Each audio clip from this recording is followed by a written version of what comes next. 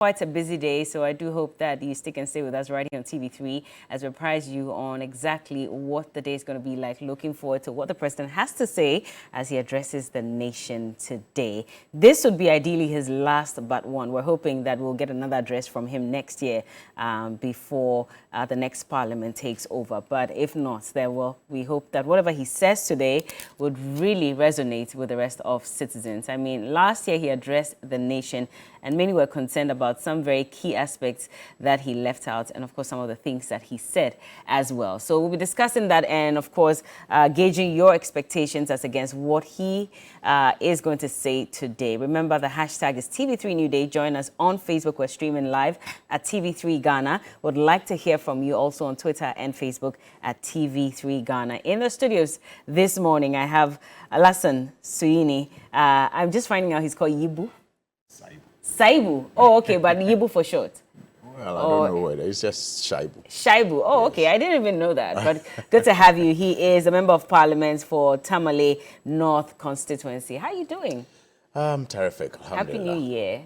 True. I haven't seen you this year. You haven't been here this year, have you? Really? I don't remember. I think I've been here for key points this year. Oh, okay, yeah, but not on New Day. Yes, not on New Day. You abandoned us. What did we do to you? Well, I didn't abandon you. I mean, I just went on a short break. Okay. And, I've missed the set. I've missed you all. We have missed you too. Happy New Year to you too. Happy New Year. Congratulations. Thank you. Thank you very much. Thank you. But we're hoping to have Dr. Dixon Adumakukisi, the MP for Anyaso Tone constituency, also join us this morning as we have the conversation on the State of the Nation address. But even before we get into that, of course, let's take a look at some of the things that the president had talked about as at last year. And earlier during the intro, I was giving you some 15 achievements that the president had touted as at last year. I'll just go through that quickly and we'll move on from there. So first, he said we've implemented successfully a national identification system with the Ghana card, constructed more railways than any other government in the Fourth Republic, established the Zongo Development Fund to address the needs of Zongo and inner city communities. And under their auspices, we have constructed more infrastructure in the Zongo communities than any other government in the Fourth Republic, constructed more NCA licensed fiber optic cable than any other government in the Fourth Republic, increased the proportion of the population with access to toilet facilities from 33% to 59%, increased the number of public libraries from 61 from independence until 2017 to 115 in 2022. I'll pause here so we can speak to Roland. He is stationed at Parliament House at the moment, and he'll bring us some more updates. Roland, if you can hear us, talk to us. Roland, can you hear us? Okay, well, let me carry on. Now, it says they've also provided more equipment, vehicles and ammunition, etc. to security services than any other government in the Fourth Republic. They have successfully implemented the digital address system, improved significantly the financing of governance and anti-corruption MDAs, like the Ministry of Justice, Office of the Attorney General, NCC, Shraj, Iyoko, etc. Implemented 1D, 1F. In 4 years, President says that 106 companies are in operation under 1D, 1F, 148 factories under construction, and this will be the largest expansion of that sector since independence.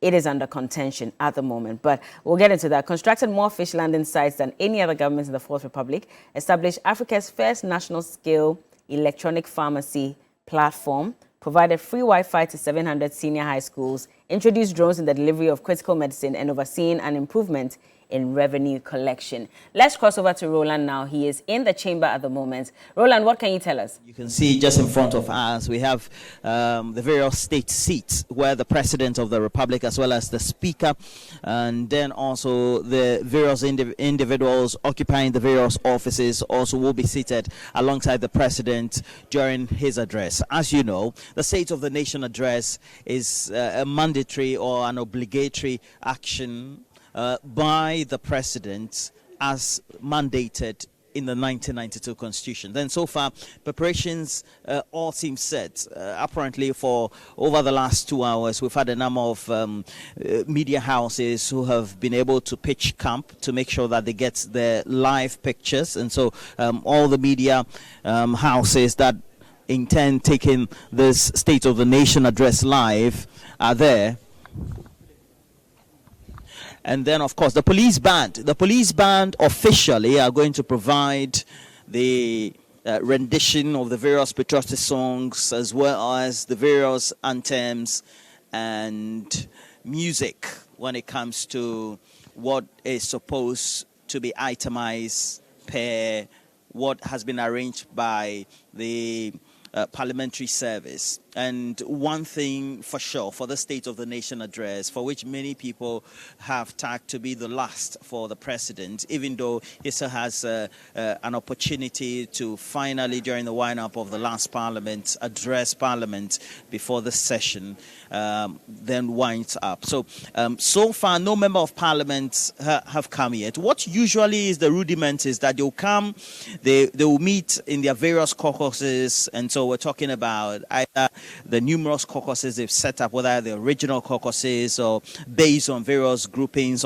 in sections of the country, and then also they'll meet also as a minority or the majority, and then they'll have some discussions among themselves. Usually pertains to how they intend reacting to any address by the President of the Republic, and as you know, usually characterized by either some level of affirmation or some level of disappointment, etc. What we intend to do is to make sure that we bring you coverage that enables us to comprehensively look at issues in detail. And so we're going to speak to various members of parliament as well as dignitaries that we have arranged, who are going to give us a sneak peek in terms of what their expectation will be for the President of the Republic of Ghana, President Nana Addo Dankwa Akufo Addo, for his State of the Nation address today. And I can tell you, we've had security topmost. So at the far end, you can find officers from the Ghana Prison Service, the Ghana Armed Forces also available. We have the Ghana Police Service and the other assigned security detail right here. The Marshal of Parliament is responsible for the main security of Parliament. And so you have various members of the parliamentary service who work in the chamber who have been assigned to do whatever. So cleaning is ongoing, not that it hasn't been done, but just to make sure that this is ready when the president enters the chamber. Of course, by then, would have had the other side or both sides of the aisle sit at the minority and the majority. And then you also have various officers of parliament also making sure that the seats are well arranged. What we did see earlier were members of a special unit within the Ghana Armed Forces, and that will be specifically the military. They are in charge of making sure that detailed arrangement in terms of inspections, trying to make sure they scan every section of Parliament, whether it's from the frontages just before you enter the precinct or the chamber itself, and then in the chamber doing a lot of scanning with infrared as well as some metal detectors, just in case anybody wants to do anything untoward. And so we have all those who have been trained exclusively, and we spoke to a number of them as well, trained in all forms, and this unit is part of the Ghana Armed Forces. They scanned this whole chamber as well as outside the chamber, and then just the compound itself, to make sure there are no explosives, there are no items that are not supposed to be on the compound, as well as in the chamber right here. And so look, it looks like all is set. All that needs to be done is to make sure that the members of parliament working from both sides of the aisle, minority on majority, and then of course we'll have the president and all the important dignitaries all coming in. Usually you'll find that when it comes to the public galleries filled by invited dignitaries, usually from the diplomatic corps, the political parties, sectional heads from the National House of Chiefs, and of course it's a representation of the various heads of the Regional House of Chiefs, and they come in as well as other organizations who have been invited here today. The state protocol is very instrumental in today's event as well, and then the parliamentary service, and they are making sure the Parliament of Ghana is able to organize this. It's a State of the Nation address live right here from the Chamber of Parliament, and then we'll have to go back to the studio for more discussions as we commence big issues. Well, thank you so much, Roland, for that update, and we'll cross over again when we have some more for you. But also joining us in the studio is Dr. Adomako Kisi, and he's the MP for Anyasotom constituency. Good morning. Good morning. How are you doing? I'm doing We very almost well. thought you weren't coming. Almost. Why would I not show up? Almost thought you weren't coming. On such a memorable day. I know. And it's also always a pleasure to be on your show. Lady in Red. Well. And more importantly, I think communication is key to politics. And you cannot discount media work when it comes to an election year. So I think at any point in time, when and wherever we can make a case for the Ghanaian people to consider NPP for a third term, we'll gladly oblige to that. I was just going to ask that. Are you happy with your party delegates? Looking at the way the votes went during the primaries. I've almost hoped that this question would not come. You know, I think that with regards to the primaries, as we all know now, there are many factors that go into it. And it's not necessarily the best man or woman that wins in politics.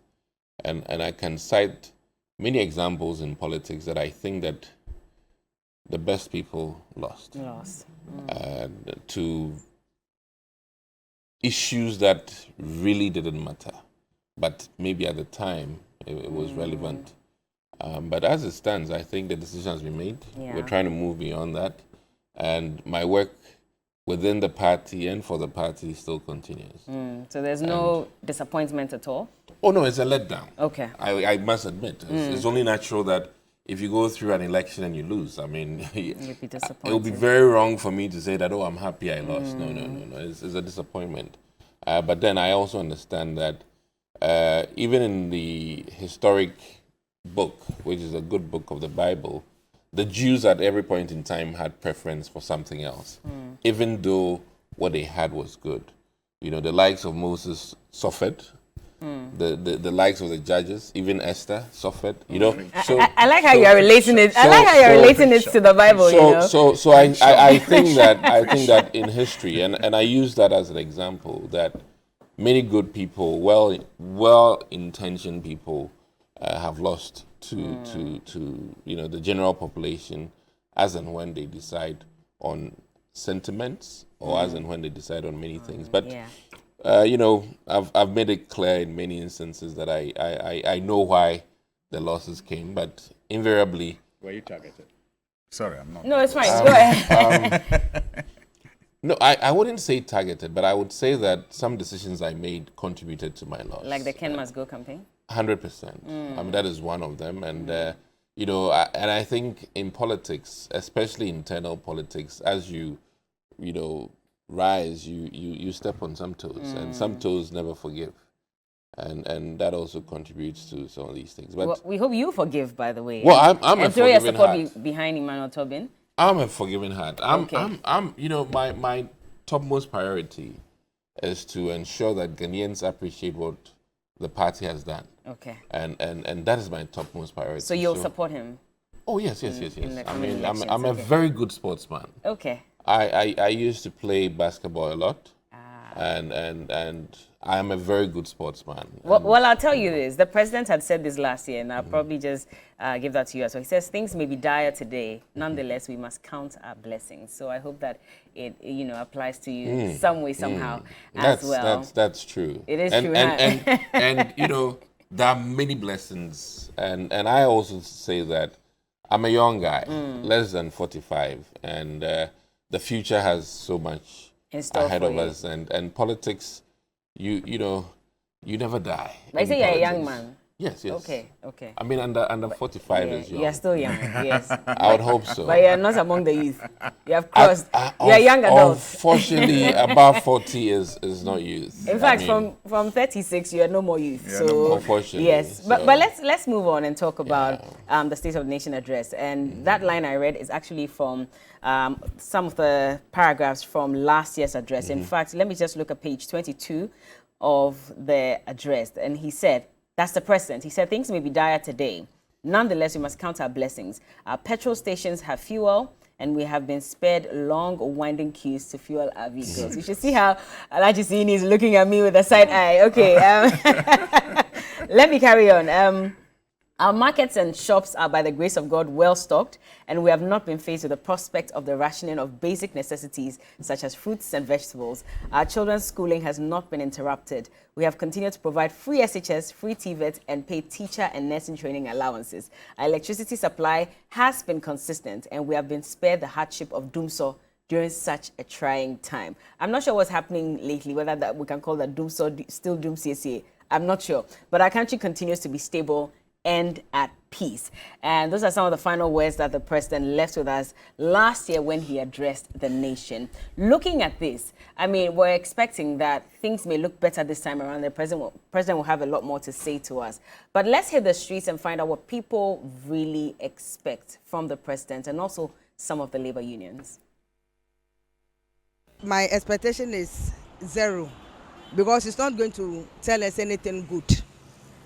I mean, the old things. There's nothing new that he's going to say. For me, there's nothing. There's nothing. Is that he will solve the emerging problem that is facing Ghanaians now, the economic problem of the country, and then job employment, and that is my expectation. Well, I want him to say, like, something about jobs. There is no much job in Ghana. Since we are in the election year, we are expecting that we will get a booming of the economy when it comes to jobs. The young ones will get, when it comes to the financial aspect, to the dollar rate, the fuel that has gone high, the educational aspect, and then when it comes to the companies also that are pressing hard to survive, the president can speak to us and then make things normal for us. At least this election year, we should see something better. The wahala is too much. Unemployment has gone so high. How can you say that you have managed the economy in such a way that things have improved when people have no jobs? Prices of goods and things have gone up. Transportation has gone up. Fuel has gone up. The city is on a free fall. Where is the economic management? How successful is this? So he could come and say whatever he wants to say, but for us, the people who manage ourselves, because we feed families, we have dreams, and we won't be convinced if he says any other thing. In his last State of the Nation address, I expect him to say goodbye to us. Really? Oh yes. I don't have too much hope and expectation in what the president is going to address the nation on. I don't. I mean, the situation is getting dire and dire by the day. Value of incomes are dwindling by the day. Prices of goods and services are skyrocketing by the day. We haven't gotten ourselves out of the economic quagmire that we pushed ourselves into. All is not well with us. So we are currently with the IMF, meaning we are currently at the intensive care unit, seeking for medication and for revival to come out. Look at the 2023 budget. We spoke extensively about the issues, how we can mobilize resources. The difficulty is this: we will sometimes say something A, then we'll go and be doing B. That has been our woes. Lack of discipline. And at the end of the day, like I've told you, anytime something goes wrong, workers will be asked to fasten their seatbelt or tighten their seatbelt. We do not expect anything extraordinary this year. The reason even being that the salary negotiations or increment for this year has already been negotiated and implemented. The 23% has been implemented in January. We are expecting additional 2% to be added in July. So technically speaking, they have done everything. Well, it's quite worrying that the expectations are that low. But let me go to Alhaji to find out what he also expects from the president. Are you like that woman who said zero? Completely. Or maybe you have some hope, at least to some extent? Not at all. I mean, clearly listening to the people, listening to the union leaders, you can come to one conclusion. The people of Ghana cannot wait to see the back of Nana Akufo Addo. And it's amazing how he has not come to that realization yet. I hope he does today when he appears before Parliament. It is as if he's living in cuckoo's land. I mean, he has his own, fantasy world that he is living in. I mean, I was listening to you with that smack when you read what he actually said last year about basic necessities not being rationed, about markets and shops being well stocked and no queues, at our petrol stations. I mean, these were all resolved decades before he even became president. So I wonder what he was, making reference to that to achieve. Because the last time Ghana rationed basic necessities, Jerry Rawlings was a military ruler, not even a democratic one. I mean, the last time our markets were not stocked, those era. But he talks about, unprecedented achievements. And yet we all know our reality. We all are living our reality. And I am hoping that today perhaps he will be real to Ghanaians. And the first thing I think he should do will be to apologize to the people of Ghana. For what exactly? He must apologize to the youth for failing them. He should apologize to the market women, the drivers. The ordinary Ghanaian must feel a sincere apology from him. Look, Bella, if you permit me, I don't intend to do too many analysis. I mean, too much of it. I just want us to look at his 2017 State of the Nation address. That is when he took over office. And you can say that it safely can be referred to as a benchmark. It captured some of the things he wanted to do and perhaps the Ghana he wanted to leave behind. And so, for example, I'll take it from the bottom, where he said, and I quote, the Ghana will be defined by, this Ghana, quote, this Ghana will be defined by integrity, sovereignty, a common ethos, discipline, and shared values. It is one where we aim to be masters of our own destiny, where we mobilize our own resources for the future. Take note of that. Breaking the shackles of the Gogisberg colonial economy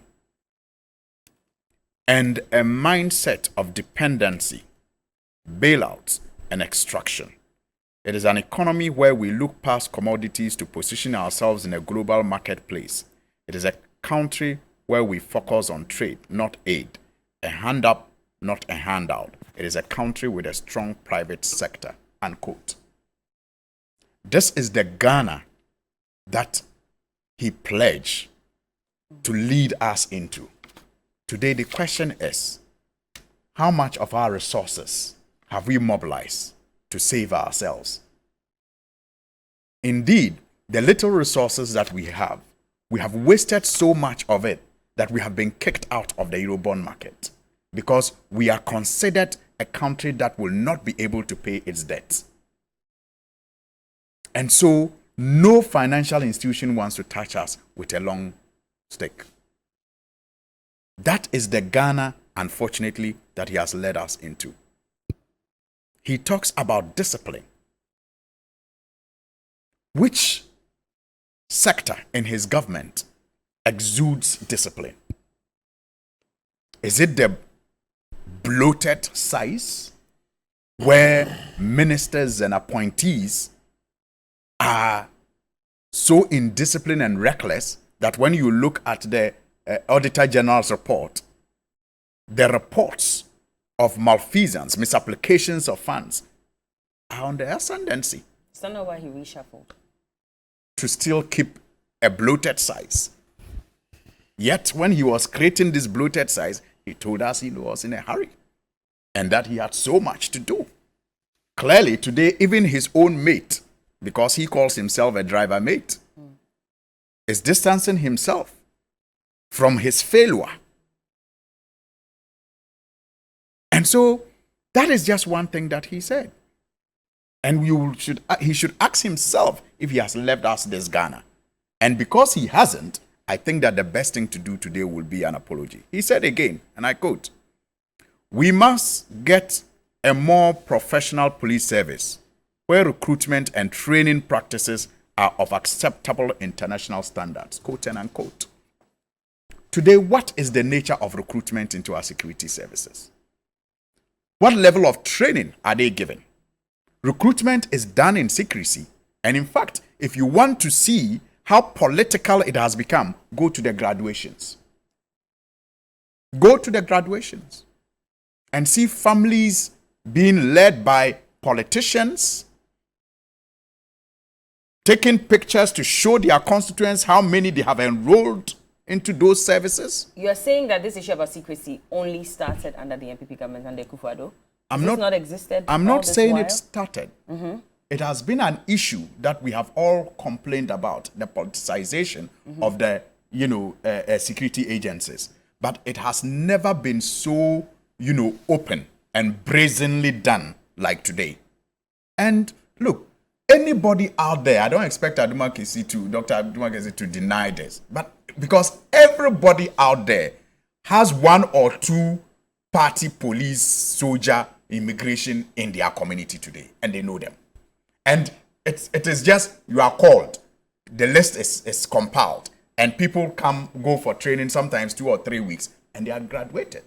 This is what he promised. That quote, "We must get a more professional police service where recruitment and training practices are of acceptable international standards," unquote.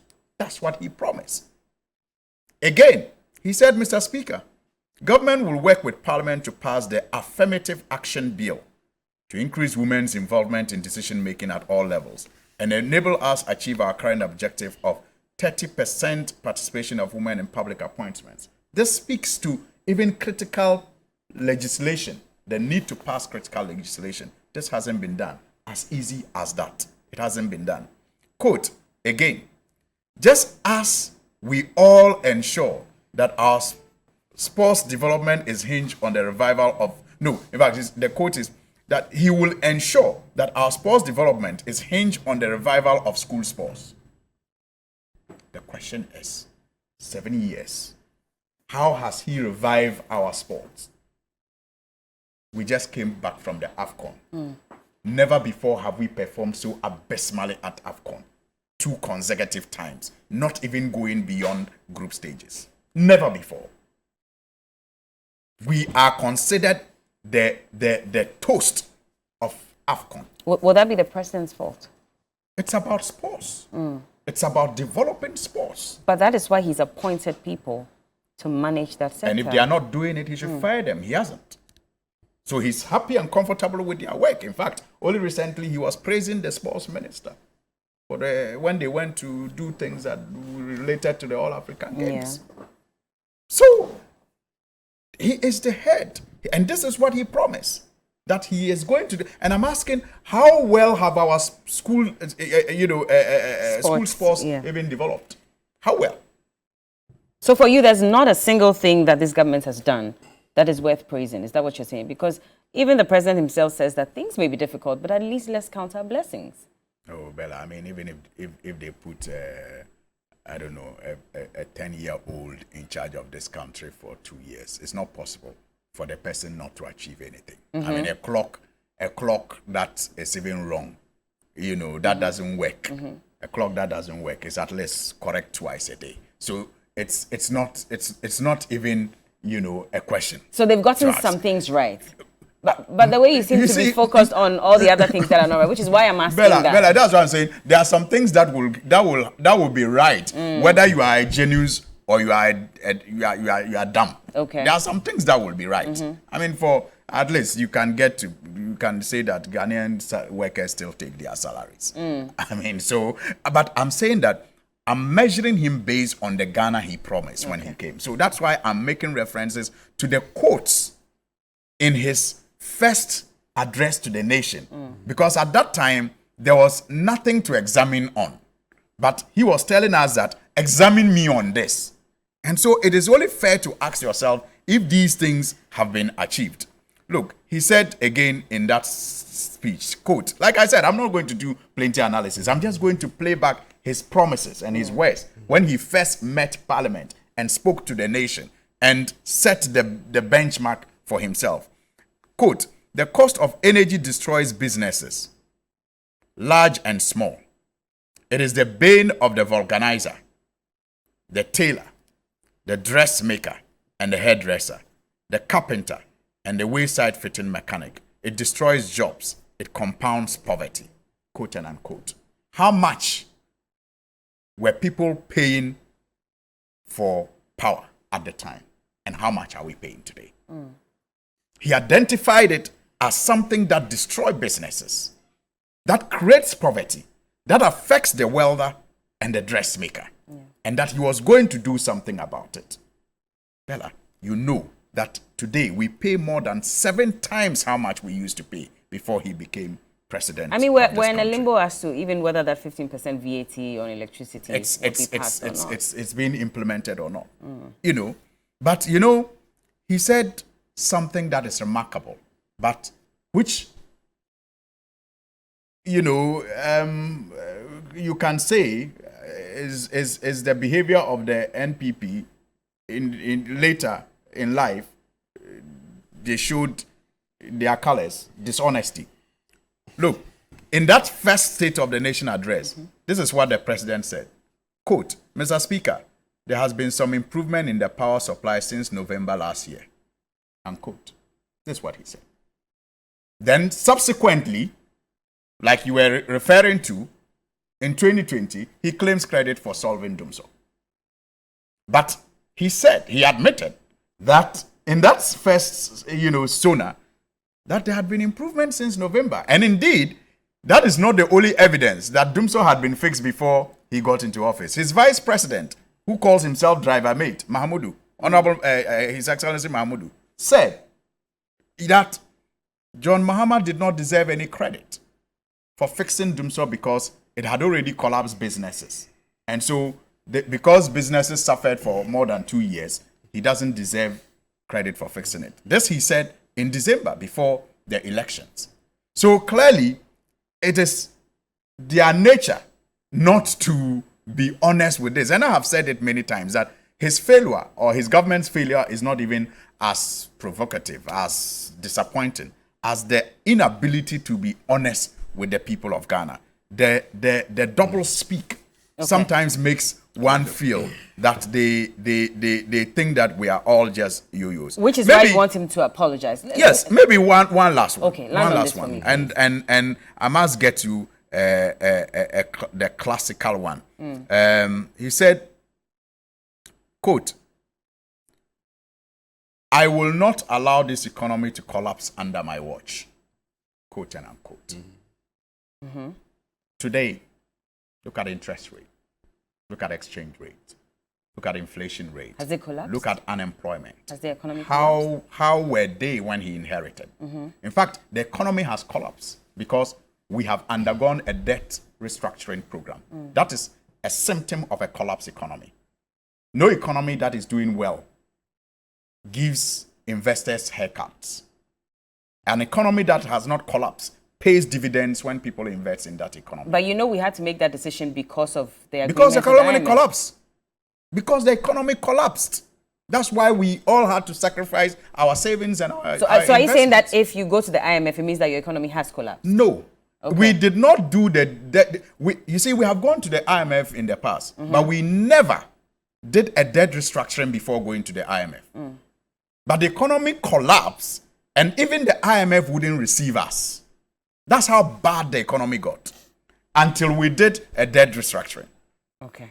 So never before have we gotten here. The economy actually collapsed that the IMF didn't even want a dead economy on its hands. So it had to engage you to do a debt restructuring. Previously, when this country went to the IMF, we never gave people haircuts before going to the IMF. But there were some measures that we also had to take. Even when we're under the IMF then. Never We had to even seize a point, getting people employed into the public sector, for example. Those are standards. Even this one, it is there. There's a net freeze on public employment. It's there. But I'm saying that this is unprecedented. Okay. And I'm making reference to what he said. Quote, I will not allow this economy to collapse under my watch. Let me bring Doc in. It has collapsed. That is why he must apologize to the people of Ghana today if he wants to save any credibility. Yeah. Doc, will we be seeing the president apologize today? So, first thing, I think I've listened with rapt attention. And to start with, I think it is fair to say that in life, it's either the cup is full for some people or half empty. And I won't blame Honorable Suhini, for looking at it as half empty. That is what he's supposed to do. And I would respect him for that. Now, the key thing is that I think there are many positives. Granted, there's been challenges. And let me admit that I've always commended Nana Addo's cabinet, especially recently. And let me tell Ghanaians that the SONA will be largely based on the same theme that Ken Ofori-Atta gave in December. Because this will be following the budget that Ken Ofori-Atta gave. And in that budget, cabinet, and let me say, when I say cabinet, I mean the presidency, tells Ghanaians that we are sorry and admits fault where things went wrong and admits that things have not been what they wished for. So it won't be out of line, one, for the president to admit to Ghanaians that, post-COVID, things are not what he had wished for. But let me also remind ourselves that, granted, we had an inflationary rate of 53%. We're down by half of that. And for me, it's sort of a rebound. And whether we were in the ditch or in a very serious economic quagmire, as it stands now, things are looking positive. And I'm more hopeful than I was, honestly, about 6 months ago. You're more hopeful now? I'm more hopeful now. Because of what exactly? One, let me add that we are largely on an autopilot situation now with regards to the IMF arrangement. And government is limited in terms of government expenditure. And for me, we're now entering the physical discipline arena that I am comfortable with. And I'm talking largely as a student of investment, and I'm talking largely as a student of governance. And I believe that we are falling in line with what is so much appropriate for the country at the moment. And admittedly, our indebtedness has been an issue of concern for the average Ghanaian and even every person on the street. And I must say that pretty soon, and I'm hoping that this SONA would also capture the many investments that the presidency has made or the executive has made on behalf of Ghanaians. And like his other SONA, he did that. Open your eyes if you wish to see. And I would gladly tell Ghanaians that, listen, I would admit, things are really tough. But when I look at my backyard, the likes of the Agenda 111, when I look at my backyard, the number of students who have now had opportunity to go through education when they may have not had, when I look at the additional infrastructure bit, and just yesterday, as I drove on the in Sawem to Pokwase, road, I was like, well, things are not as fast as I would have hoped, but you can actively see construction going on. And I believe that by the end of this year, when pedestrians and road users plow that road, they would come to appreciate what their monies have been used for. And I'm so much excited also about the motorway, which will be done for many to see. I mean, we signed the agreement in December, and I'm sure that as finances pull through, this is a route that many Ghanaians use. Okay. Now, I'm only citing these few things. There's one other bit of this presidency which we need to make a case for. Which is? And I must say that human capital investment is the most difficult thing to get people to appreciate under any government. The likes of this, education free for SHS? Yes, the likes of allowances to nurses. But even for free SHS, not to cut you. Oh, I'm just making my... Not to cut you, but even for free SHS, the question is, are you listening to the stakeholders within the industry? Because I don't think anybody has really said free SHS is a bad thing. They've only asked for you to review free SHS. Even the IMF has come up with their opinion on what the free SHS has been able to do. Even former finance minister also added his voice. So are you listening? Because you're talking about how you've invested the monies in things that, of course, citizens would see. Citizens are telling you medical that free doctors SHS, for example, can now go for post-grad with the help of this government. You know, there's one thing remarkable about the NDC, I must say.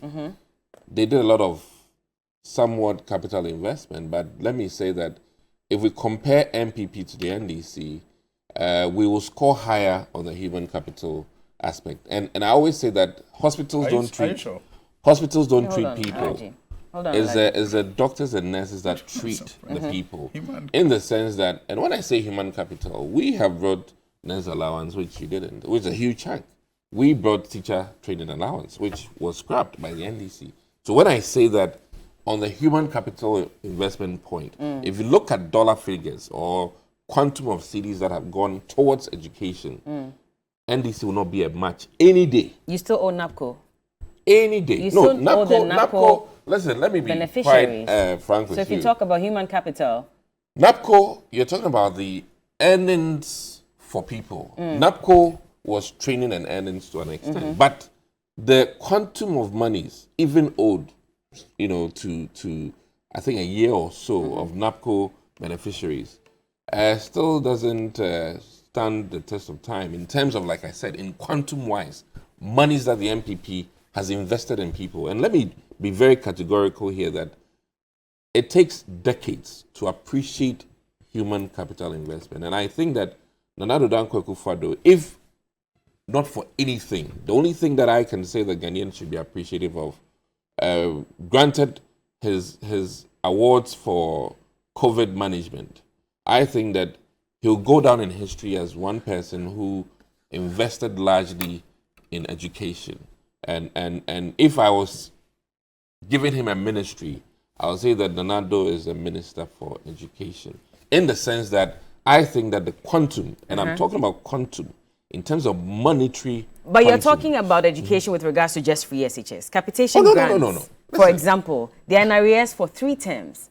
That's a major problem. If you listen to the educationists, they'll tell you that there's been so much focus on the free SHS. We've invested all our money in free SHS, and we're leaving the younger ones to their own peril. You have a strong There's point barely attention when you for look that. at the disparity in the quantums of money. It's lopsided for the SHS as compared to pre-kindergarten all the way to class 6 or the JHS bit.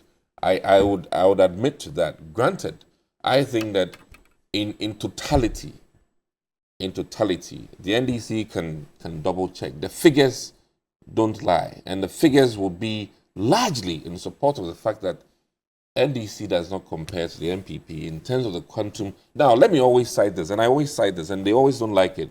But one STEM school, I always say, is about 20 E-blocks.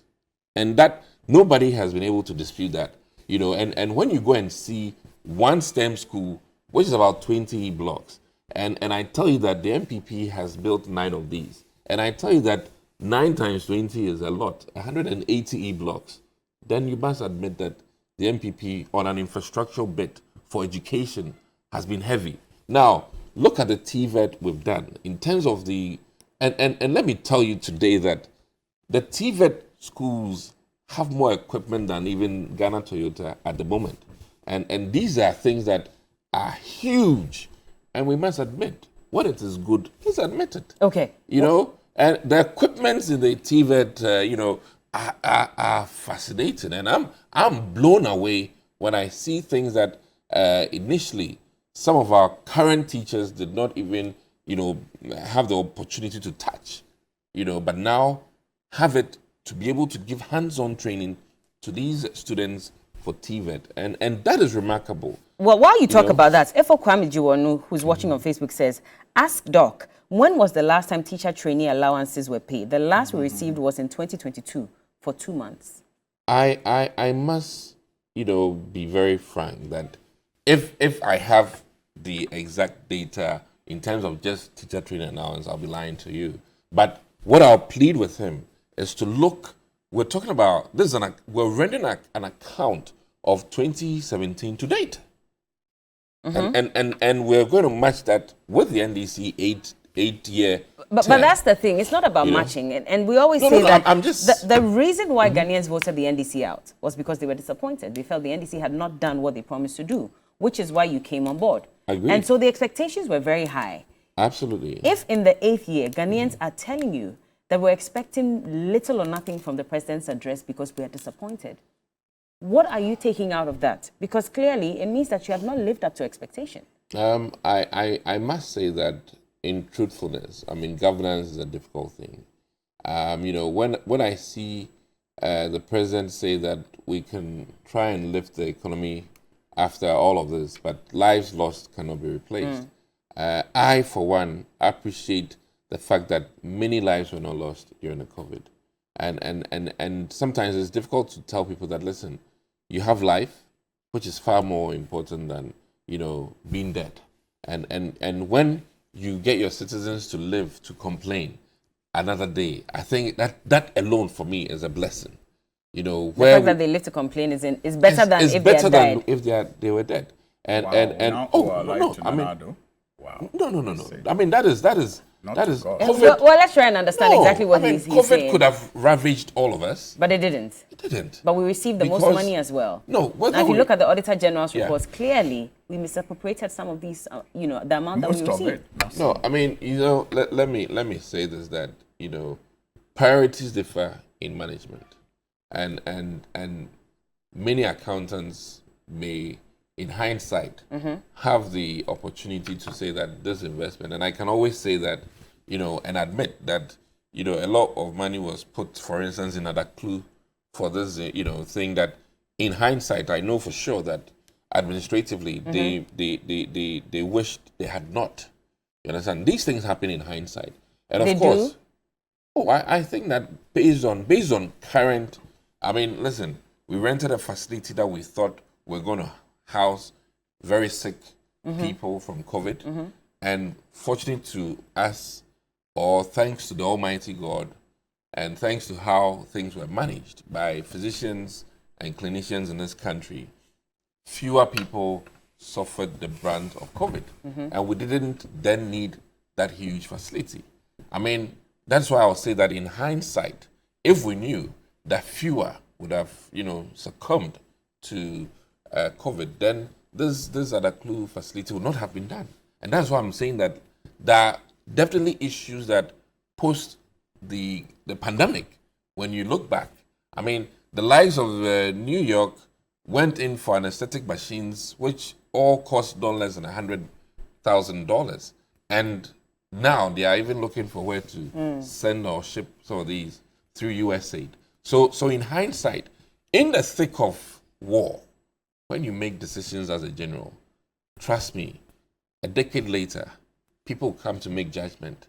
And if you do not make judgment based on the surrounding circumstances, and you minus that, many generals would have been, But in doing so, now. then we lost money. And it's the same amount of money that we've gone back to the IMF to even ask for, that 3 billion.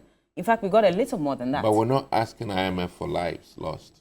You understand? And I think that these are the positives that we have to look at. I don't seem to understand. You're not asking the IMF for lives lost. I'll let you come in, Alaji. I'm letting him land on this so that you come in. Let me state that, from an insurance experience, one life lost. And let me say that, we lost some very powerful people, very resourceful people, even the likes of, I think, was it the CEO for railways? And some banks in this country lost very powerful people to COVID. And each of those lives lost are very much of value in terms of economic terms, in terms of the decision and contribution they were making to this country. And that's why I'm saying that we cannot discount or disregard the fact that many lives were saved. And if, as a good father, whose son and children are sick, and we use all the monies he has to make sure that they live, if we look back and say that he spent too much on saving lives, I would beg to Was it really about saving lives? Because if there's an instance where we're told that Ministry of Information officers were paying themselves as at the time when the frontline health workers had not received their insurance, they had not received the promises that are made, then it begs the question, really, who was government thinking about in that situation? But I'll let Alaji come in. But I'll let Alaji come in at this point. Pandemics come with fear and a lot of things. And that's an excuse to pay yourself if you work at the Ministry of Information over the frontline health workers? Dissemination of information during COVID was also very crucial. Okay. I mean, I'm talking from, how you manage pandemics.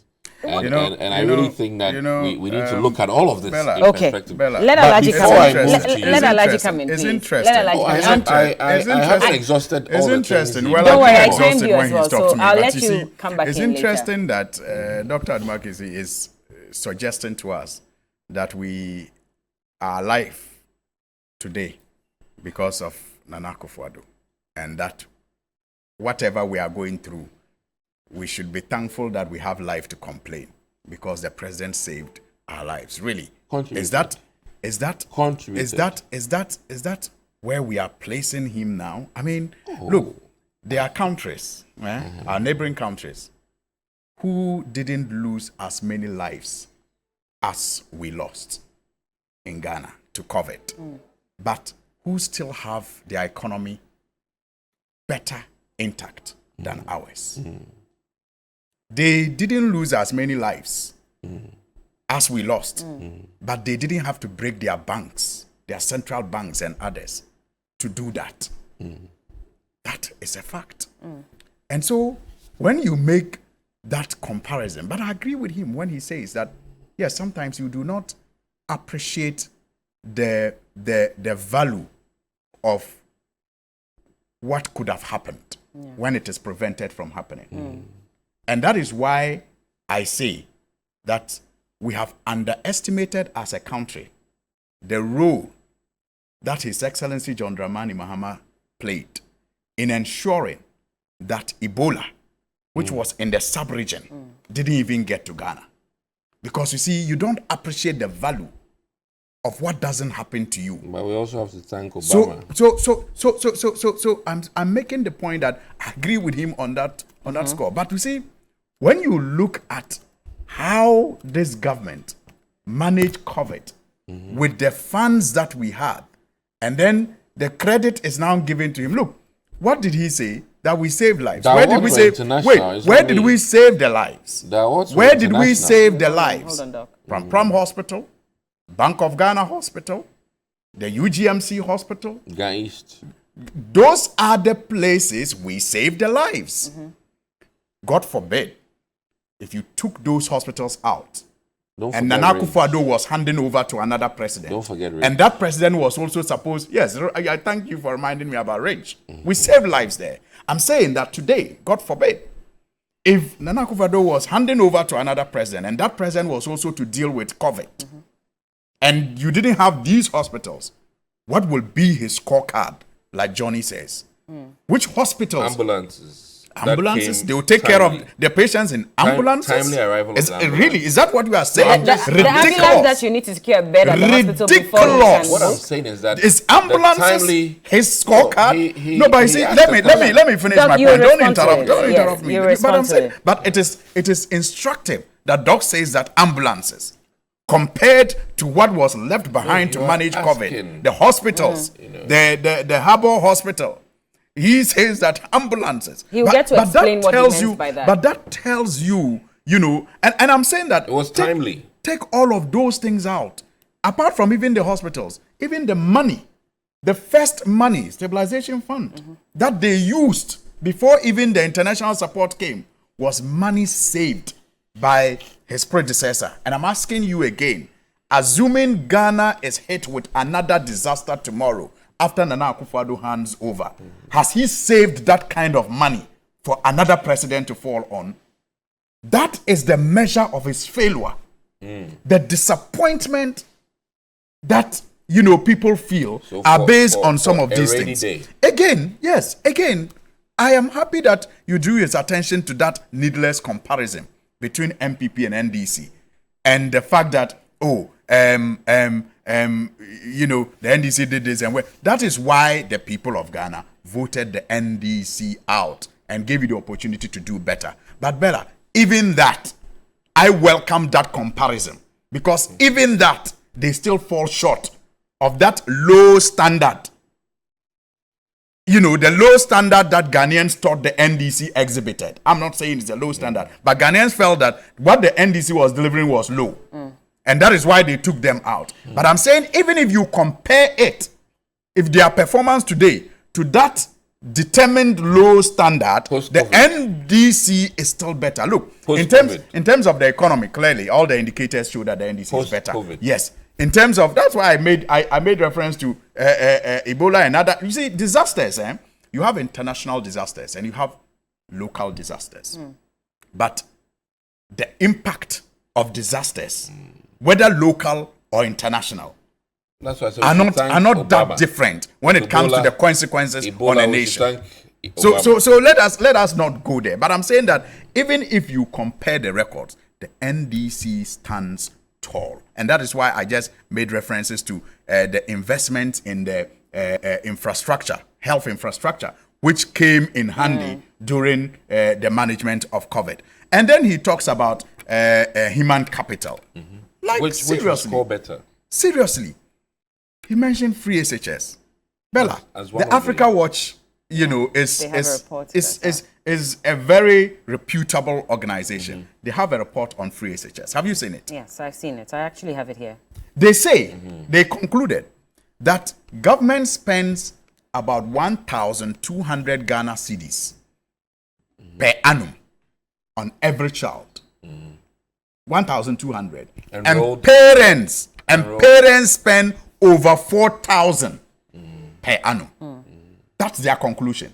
And that government takes only about 23% of the cost of education at the secondary level. And parents still bear the 77%. Why? Because government voted about pledge about 7.6 billion Ghana cedis between 2017 and 2022. But only released 5.3 billion. And when you break that down, it means that on a yearly basis, they spent 1.06 billion on free SHS. Yet, our debt today is more than 5 times, compared to where they took it from. And yet, when you ask them why the debt has ballooned, why they have borrowed so much, despite the fact that they are the government that has also gotten, more revenue in the form of taxes than any other government, they tell you free SHS. But I'm telling you that the Africa Watch, research shows that only 7.6 billion. But you are talking about over 500 billion debts today. Okay. You see, and he talks about allowances.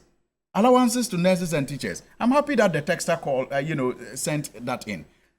Let him be reminded that the NDC government only took that policy decision to cancel teacher training allowances and nursing training allowances based on in 2015-2016. Until then, the NDC was paying the arrears on time and so what stopped punctually, it? because it was based on, recommendations. No, look, you see, I wish you had time on this.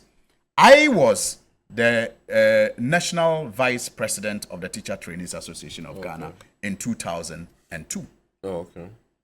And at the time, trainees began the agitation for the certificate, the value of teacher trainee certificate to be, upgraded, because the requirement you use to go to the polytechnic or the university at the time was the same requirement that you needed to get into a training college. Yet, if you graduated, you got a certificate A, and someone from the polytechnic got a diploma, HND, and the other got a degree from the university.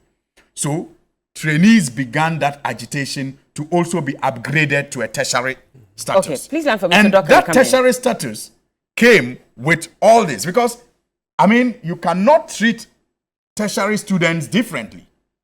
Because if you went, do you know that some universities also train teachers?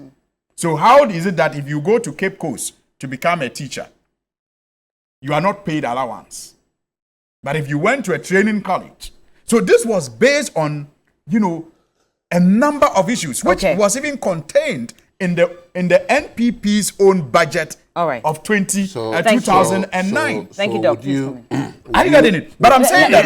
Yes, but Bella, I just want to make the point, to reiterate the point that, look, teacher training allowances was not cancelled in the first year of the NDC. So if he's saying that, they started to pay it since 2017, and they only have problems in 2020, 2021, they haven't been paying, then it means that they have invested more. I'm saying if you look at the quantum of teacher training and nursing training allowances the NDC paid from 2009 it's still less. to 2015, it's still less. It cannot be less than you deceiving them that you are paying and not even paying. Let him come in to respond to that. So as I rightly said, that the human capital investment of the MPP, as it stands now, is superior to the NDC, and that one is for him to argue another day. But the fact remains that we've spent more money on human investment, human capital investment than the NDC. That fact cannot be disputed, in the sense that even just postgraduate education for medical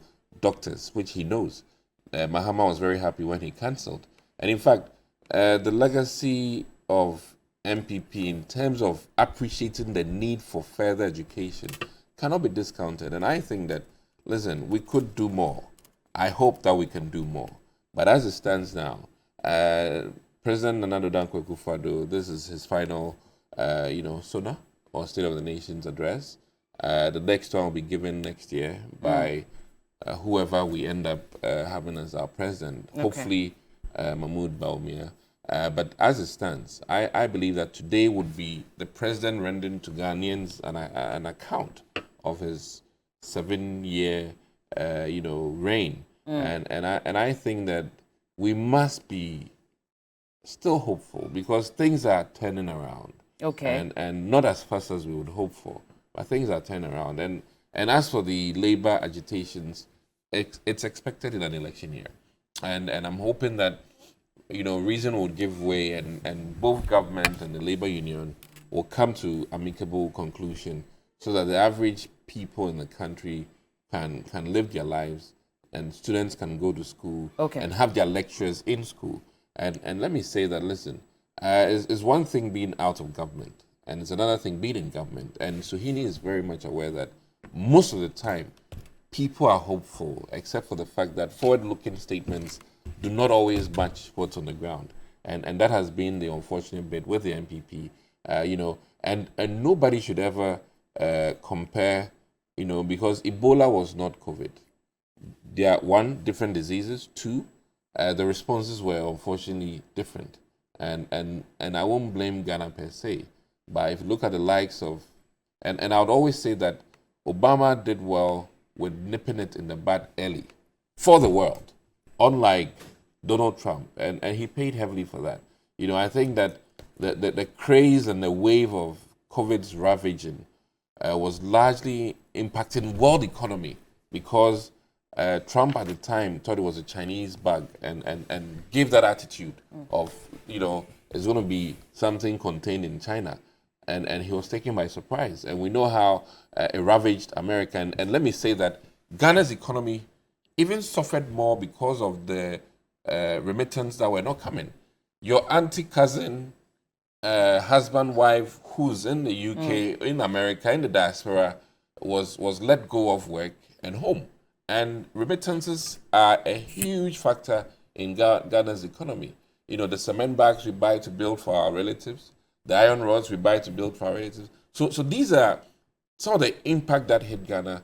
not because of just the Ghanaian economy, but the world economy. And Ghana's economy runs on bogus, let me put it that way, because a lot of our relatives who invest in this country are a huge source of employment for people. And we must admit that even as we sit here, people lost jobs to COVID outside and they are still home. Because I still have relatives who are trying to figure out what their next job is. Many who worked at Marriott Hotel, many who worked with Delta Airlines. In fact, the airline and hotel industry was heavily hit. And we can't sit here and ignore all of that. And I think that when the president was likening, the fact that we have our lights on and things, it makes sense. It still makes sense because post-COVID, some countries were struggling. Yeah, but and we even saw footages of countries queuing for But that didn't happen here. What happened, however, was that we were told that we're being given free water, and Lifeline consumers and below they were given free electricity. Eventually, we're even paying for it. Be bold enough. Eventually, we are paying for that was it. a bit of one. I think that is something that economics say. There's never free lunch. There's never free lunch. No matter what you take, somebody. So did you lie to your citizens? Or will be paying for it. Did you lie to your citizens when you described it as free water? One thing I can admit on TV, on national TV, is the fact that government gives nothing away for free. That's why I'm asking. So at that point when you described it as free, were you lying? It's more of a delayed payment. Were you lying to the citizens when you described it as free? It's more of a delayed payment. So you lied? Because if invariably, whatever government gives you that you think you're not paying for, you pay for it in taxes. So henceforth, if we're told that there's something free coming our way, we should know that there's nothing like free. I mean, free SHS isn't free, really. I mean, let's be frank about it. It's our monies taken from us at the port. It's our monies taken from us through electricity. It's our monies that government puts in the consolidated fund and then decides to use it on education. So if we labeled that as free, I mean, it's like saying that the motorway, there are no tolls now, so it's free. No, we will pay for it in other ways. Which is why you're being asked to review it. At least. Agreed. At this point, why Agreed. have we not considered as a Agreed. nation to review free SHS? I must admit that there's been some changes. And let me What say are the one key changes? thing. As it stands now, I believe that I was happy to see that, for instance, government took up the cost of paying for exams, and these are things that I think make a lot of difference for some people. And he's been an MP for a long time, and he knows that it used to be the case that people be coming to you for exam fees. Whatever volumes he was getting now is limited to just the private schools. Yeah, but if I can afford it, why are you forcing to pay for it for me? And that is Ken Ofori-Atta's argument, that he thinks that the major review coming up should be that those who can afford, and I think this was even made. He said this years ago on TV3. He said this years ago on your station. So why did the president not listen? Because this is supposed to be one of the closest people to the president, and he says, "Why should I get free education for my children when I can actually pay for 10 children?" So review it. That is why MC Hammer says it's the president's prerogative. Yeah, dictionary review means cancel, so it was difficult for them to embrace it. It's the president's prerogative. And I must say that I can appreciate the president's challenge. The president wants to be remembered as the champion of education of our youth. And for that matter, he's boxed in that, place. But he's stressing parents out.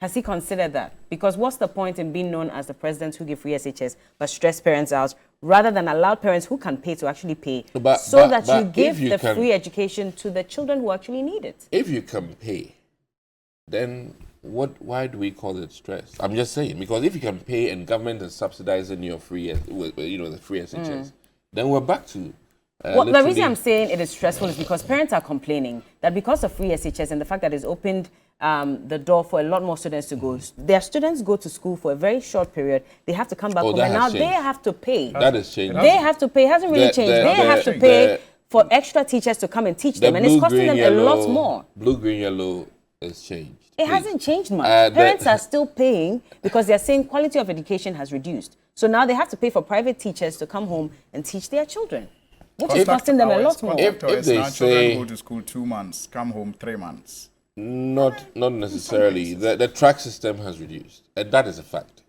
But it hasn't improved the situation. And I believe that, especially this year, when a lot more were absorbed in the STEM schools, things have turned around. And I can only cite, for instance, Odogono Senior High School, which is in my jurisdiction, and the fact that the track system has reduced, and the fact that, fortunately, they have more beds now. Fortunately, students are a bit more comfortable. Granted, number of students in classrooms have increased, and that, of course, will reduce the quality.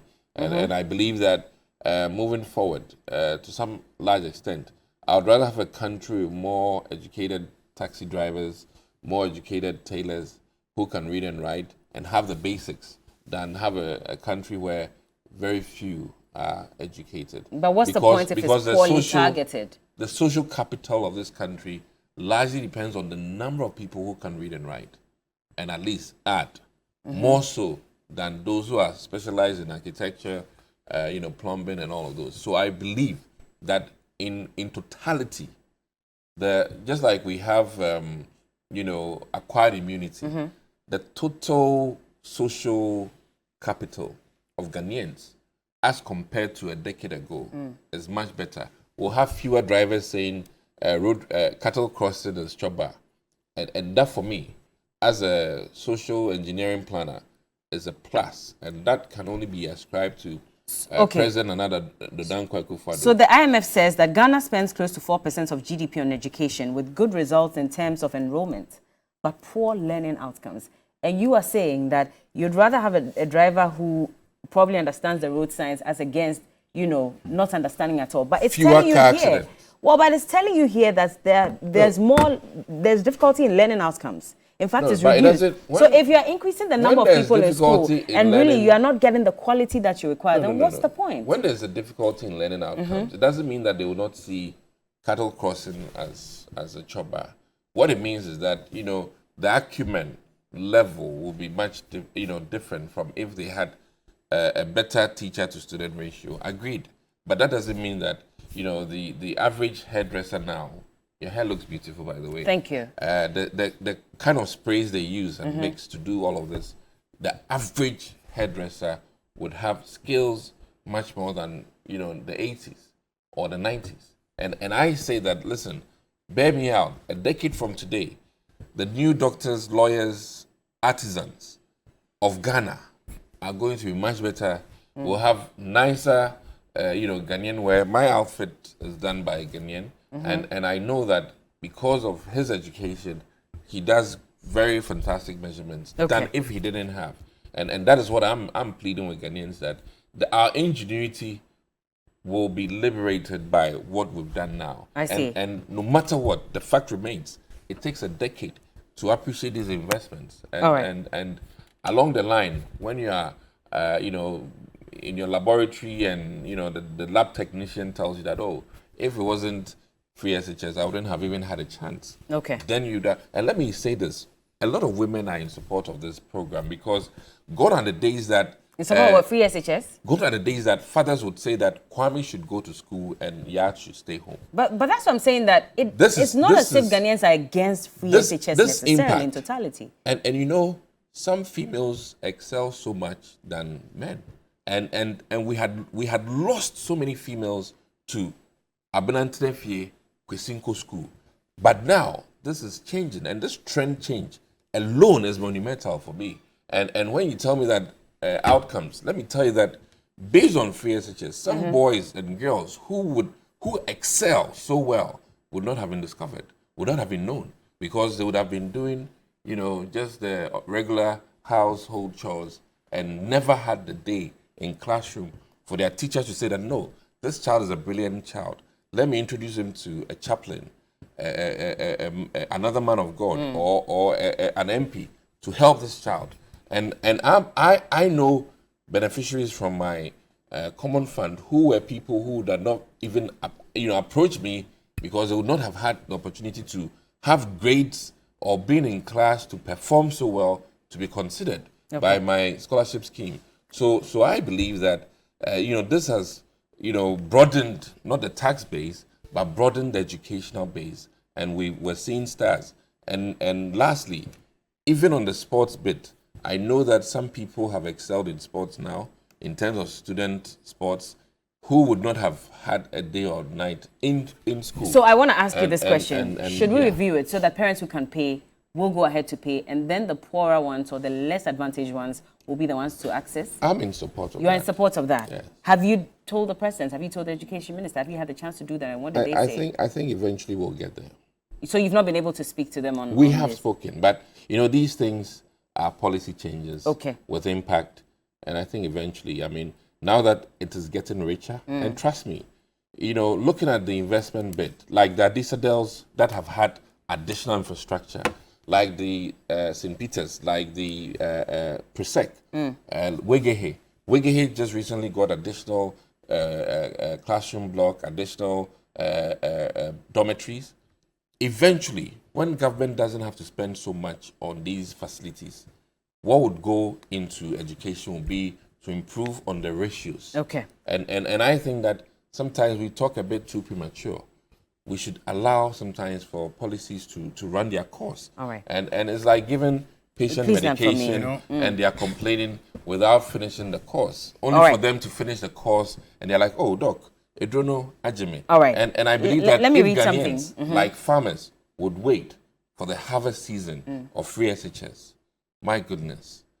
My goodness. So we have to wait. For how long? season. When is the harvest season? For the harvest season. When is the harvest season? I say it takes a minimum when of parents a are decade. broke?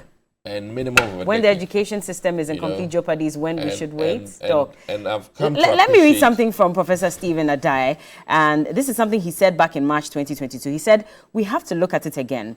I think that there are certain schools which we should make autonomous and fee paying, and people will go there. But then make sure there are good community schools for anybody else. So the Achimotas and the Wegehes, which people want their children to go, let them pay.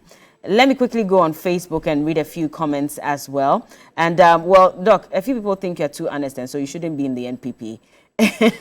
They think it's time for you to leave the NPP. But just a quick correction from one of our viewers, Master Planner Junior Kintampo. And he says, for the purposes of education, please correct this wrong comment. In 2023, July, government released 241 million cedis to pay teacher trainee allowances. It's never true that the last time government paid them was in 2022. All right.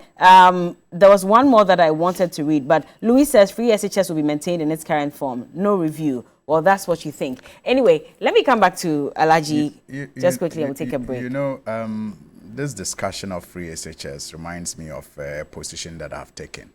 And it has to do with the triple jeopardy that I see that our country is faced with. Not double jeopardy. Triple jeopardy. Hey.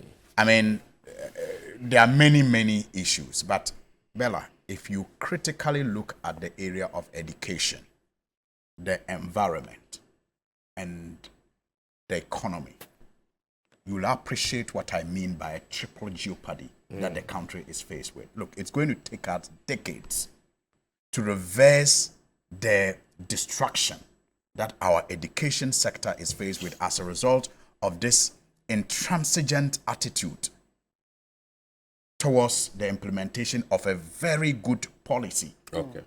Because even the framers of our constitution thought that there was a need for us to progressively make education free. And so it's been a good policy even from the time of the conception of the 1992 Constitution. And I have always said that if it must be done, if it has to be done, then it should be done well. Unfortunately, that is what this government has lost sight of. For them, it's a political scorecard that must be ticked. It is not about outcome. It's about the fanfare and the propaganda of it. Same with our environment. Same with our economy. It will take us decades to reverse the decay that we are seeing in these areas. Look, you talk about people knowing the difference between a chop bar and we all live in our communities. Bella, I appreciate whatever level of education one gets. But the most dangerous in our society, we all know, are those who are ignorant but are not even aware that they are ignorant, who believe that they have a certain knowledge. Such people get so foolhardy in their ways that we all know how difficult it is to manage such people.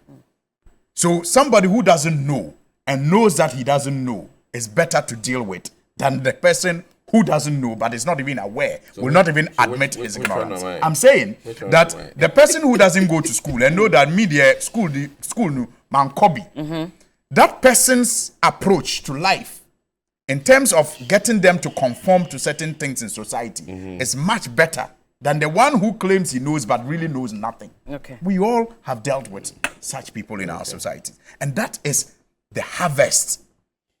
That is the harvest.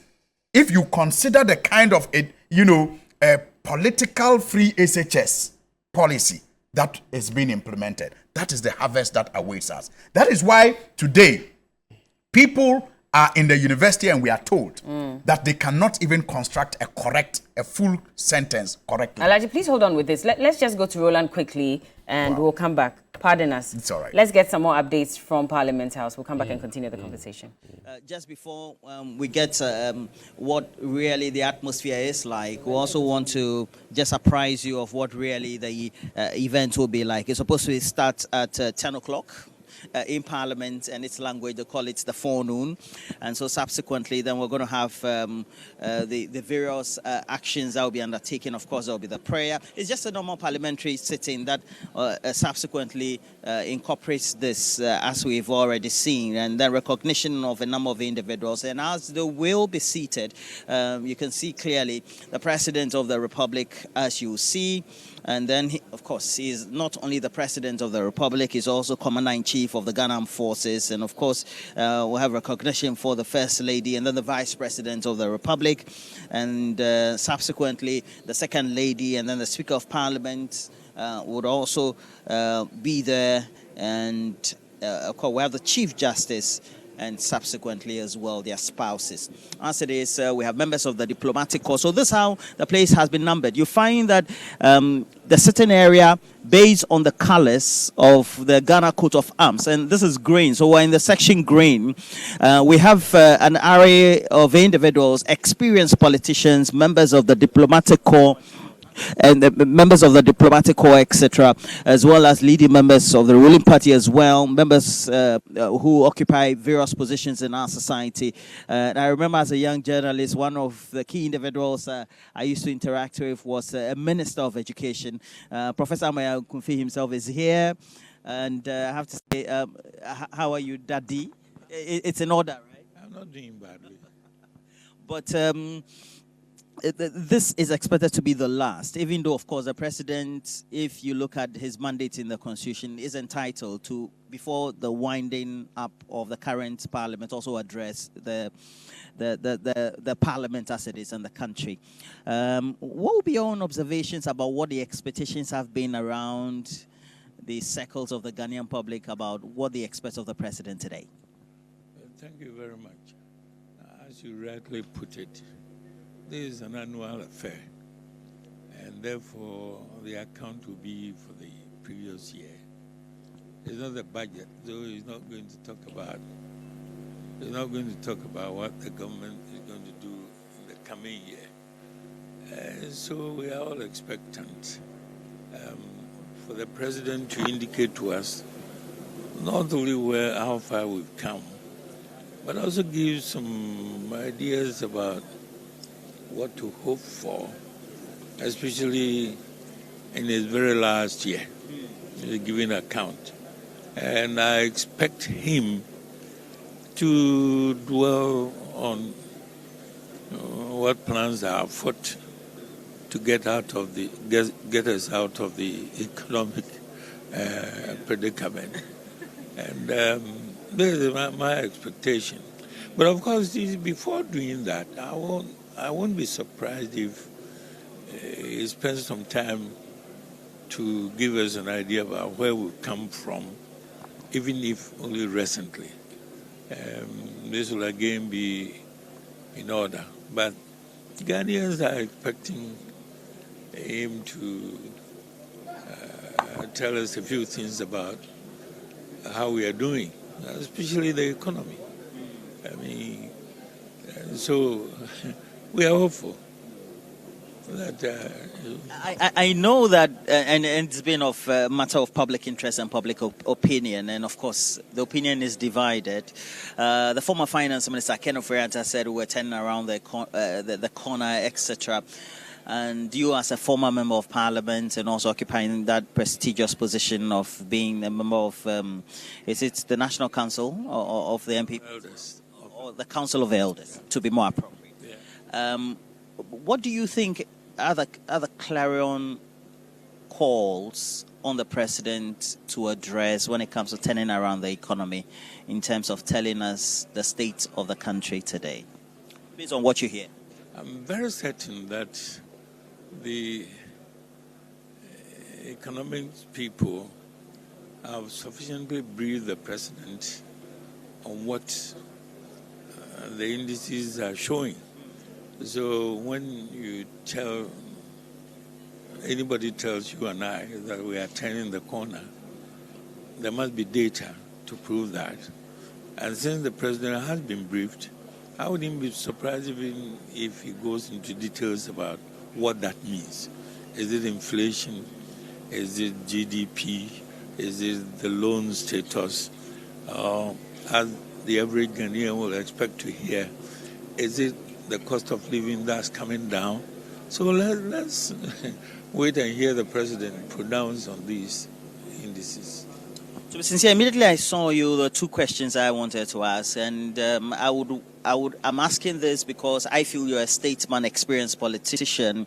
What would be the topmost or perhaps the best caution you would give the ordinary Ghanaian who will be a voter? Why we need to trust our public institution, create the right sort of atmosphere before we enter into the main campaign season and then before 2024 general elections. I think it's very important. We need that sort of atmosphere. I agree with you totally. The average Ghanaian expects to hear words that will give him or her some hope.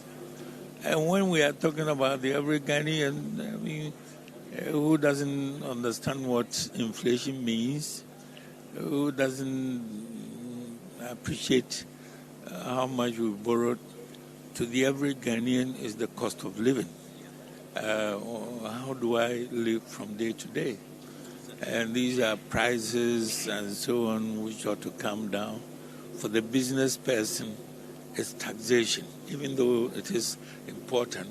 I mean, the businessman will want to hear something about taxes that he's going to pay. These are genuine questions which ought to be asked, and we hope, or I hope, the president will touch on some of these, because some of the actions are taken, quote-unquote, in the boardroom, and the average person may not be privy to all that. So it is up to the head of state, the CEO of the country, to give the average Ghanaian some hope. Thank you very much, Professor Ameyo. Professor Ameyo Kumfi is a member of the Council of Elders of the MPP. He was a former member of parliament as well as Minister of Education. And I have to insist and also say that during his time, we had a number of reforms within the education sector. It was under the Akufo administration. So we have various former members of parliament who are here, and we'll speak to a member of parliament for, is it Bolga East or Bogatanga itself? And David Apasera is the current chair of the PNC. Is that appropriate? No, I am the leader of PNC. Okay, leader of the PNC. Now, Mr. Apasera, what really occupies your mind these days when you speak to ordinary Ghanaians about how well or not Ghana is doing? Well, there are difficulties, certainly. And last year, the president promised a way forward. The president promised to turn things around and stabilize the economy. And for now, I think there's that stability. But things certainly cannot be as rosy as we were thinking it should be. For the ordinary man, things are still quite difficult. And we seem to now again come back to that same clock or cycle where we have a two-term government, and so there's a transition to a next government, whether it's the same party or another party. There seems to be a very tense atmosphere prior to the election. As an experienced politician, what would be the best advice for all the stakeholders, how we should behave before we get to December? Well, my advice would be that we are all struggling to lead Ghana, to build Ghana, to take Ghana to a prosperous future. It is not a question of do and die. It's not a question of fighting it out. We have to be patient. We have to trade ideas. And people should zero in on whatever people are proposing to bring and not necessarily where they are coming from. And if we look at it from that angle, we are not enemies.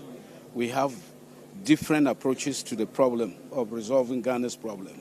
And that doesn't make us enemies. So we should stay to that. Ghana is bigger than everybody. If we don't have Ghana, we cannot have political parties and we cannot have changes. So I think that will be my advice to everybody, that we are not enemies, we are trading with ideas and we are appealing to the electorate. Why should we have trust for the Electoral Commission, and why is it very important for all the stakeholders to do that? Well, certainly, Electoral Commission is the one they referee. They are supposed to sit and supervise elections. And if we do not have confidence in them, then the whole system is going to be mad with all sort of suspicion. And suspicion leads to, anxiety and so on. So we need to trust them. And I think that we have no cause to distrust them. For the moment, we have no cause to distrust the Electoral Commission. David Apasara, former Member of Parliament, but also the leader of the PNC as in coming. Let me just quickly get one or two other views. Just patiently, I know you're a former Member of Parliament for which of the constituencies, sir? Bongo. And if you have to do a reflection of Ghana today, what's your own reflection about where we are as a country? Yes, thank you very much. I think that we are at a point where everybody is in despair. If you go, you can know where Ghana is now by talking to the public when you go out. And you will realize that everybody, people in the streets are disappointed. They think that Ghana should have been better than where we find ourselves. And so, for me, that is the situation. You ask people and everybody is disappointed. A lot was expected from government, but that is not the case. And so, as the president comes to deliver the State of the Nation's address, I believe that he will try to be very realistic and to tell us why we have gotten to this stage and how things are going to turn as we get to the end of the year.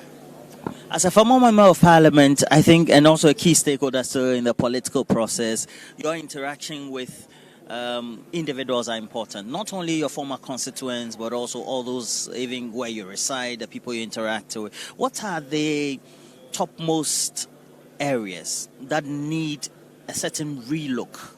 And then, two, admission that, look, we need to look at these 1, 2, 3, 4, 5 areas, top 5. Yeah, I think that the cost of living is the major concern of most Ghanaians.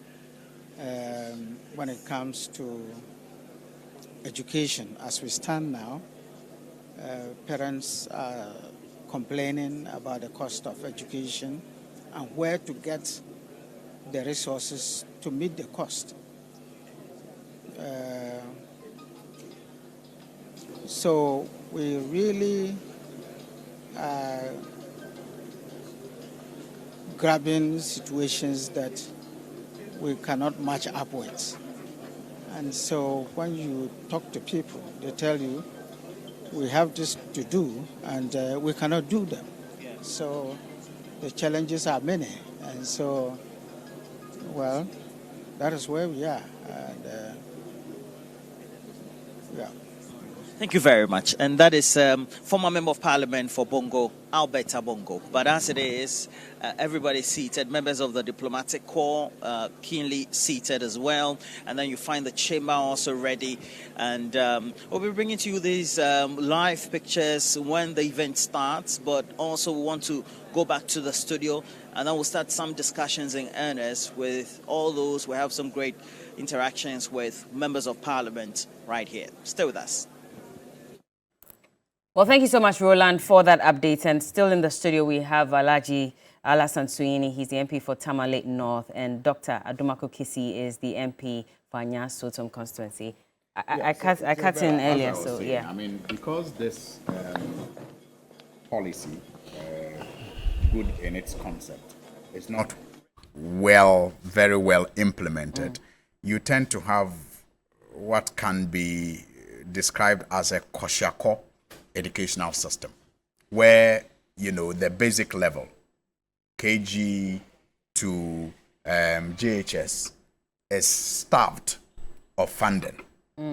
And the research upon research has shown that, you know, that level is not receiving the needed attention. You just made reference to how much capitation grant is in arrears, more than 3 times. You know, it tells you how that affects quality and even, you know, resources to continue education at that level. Then you have that over concentration in the middle. That is the senior high school level because of this ill thought through, you know, implementation of an otherwise good policy. And even that concentration there is not so well targeted. And so you have, like I said, a Koshako baby with a big tummy, and the tummy itself is not a healthy one. You know, so you have, like I indicated in the beginning, about 7 billion promised, 5.6 billion delivered, 1.106 billion per annum, resulting in parents still bearing the heaviest load of supporting people at that level. We are told, for example, government spends 1,200 on a child per annum, whilst the parents spend over 4,000 on a child per annum. And yet, it is a reason why a failing government beats its chest for improving education. When the World Bank also concludes that the outcome, the output, you know, highlights the poor quality of teaching that takes place, or learning, or learning. The learning outcome, exactly. That's the phrase I'm looking for. The learning outcome is so bad. So it tells you that we do not have a future with the way that the free SHS is implemented today. And the tertiary level, the less talk about it, the better. I mean, overcrowded classroom blocks, because no preparation whatsoever has ever really been made to contain the increasing numbers as a result of the increased enrollment because of this poorly targeted free SHS policy. So I have come to the conclusion that despite all the problems that we are faced with in the country, the triple jeopardy for me, are the environment, education, and the economy. And we already talked about the economy. And maybe I'll just end on that note. Because you look at how much has come to this government. And in the 2017 State of the Nation address, His Excellency the President spoke about how the previous government, his predecessor, got so much revenue, and yet did so little with it by his estimation. Today, it will be interesting to hear him talk about how much he has received within, if you like, the same period of time, and how much he has been able to deliver. Look, in the past, tax revenue used to be less than 200 million Ghana cedis. It used to be less than 200 million. And that was the money that was available to his predecessor to do all the things that he did. But, Bella, in 2017 alone, tax revenue rose to about 33 billion. 2018, 39 billion. 2019, 45 billion. Even in 2020, where you thought that, government was starved of resources because the economy was not very active, government still raised 47 billion Ghana cedis from tax revenue. 2021, 57 billion. 2022, 75 billion. You know what that means? It is not just more money for government to spend. It is also more money taken from your pocket and your business. That's what it also means. So this is a government that has taxed businesses and people the most and have actually gotten the money, over 298 billion, 2017 to 2022, and yet you ask yourself what they have used it for. Okay. And if you are told free SHS, we are told by the research that only about 7 billion was promised, and even the 7 billion, only 5.3 billion has been expended. And yet, within that same frame, government from tax alone has raised 298 billion. Can I come in? So how can free SHS be your biggest investment? Okay. When it is even less than 10 billion. And you have raised tax revenue of more than 298 billion. That is borrowing aside. Borrowed money aside. Okay. Because we're wrapping to whom much is given, much is expected. Unfortunately, this is what we have. Because we're wrapping up, let me use this opportunity to thank Oseiche Mensah-Bonsu on behalf of the Majority Caucus. He's been phenomenal. He's been my experience in Parliament. And we love him. Okay. And we wish him the very best. And he's been a powerful example for me. And then let me also add that... was he kicked out? We are very much happy. Was he forced out? With our new leader, Afenyo Makin. And I'm here to sell Afenyo Makin to Ghana. Okay, you started with Oseiche Mensah-Bonsu. Yes, so which is why I'm asking that was he forced to resign? Yes, but let me deal with the new. Out with the old, in with the new. Was the old forced out? So as it stands now, I'm very excited to start a new. I think people get it mistaken. We pleaded that the executive involve Parliament, and that is based on the new standing orders. Okay. So let me be very frank with you.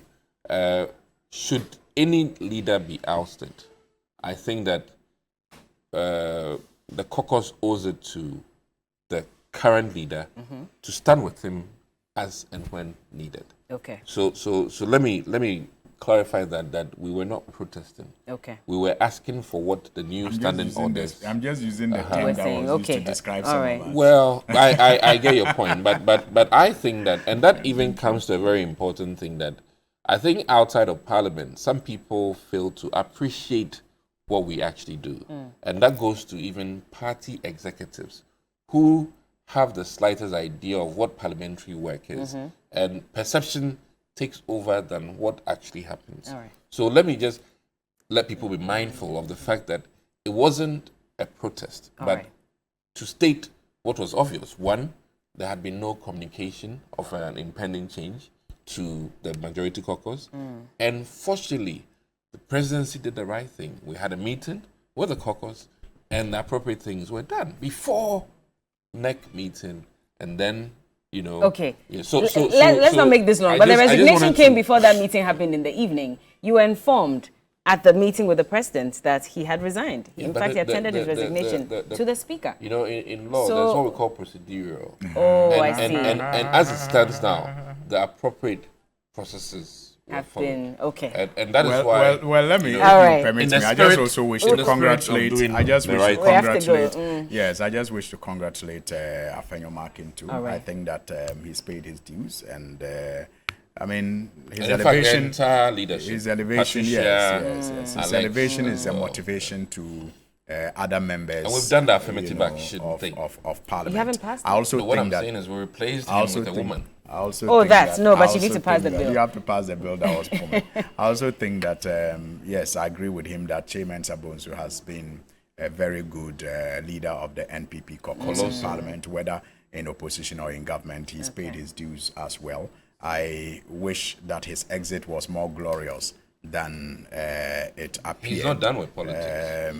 Unfortunately, I mean, he didn't go for primaries in his constituency largely because of his growing unpopularity. It was clear.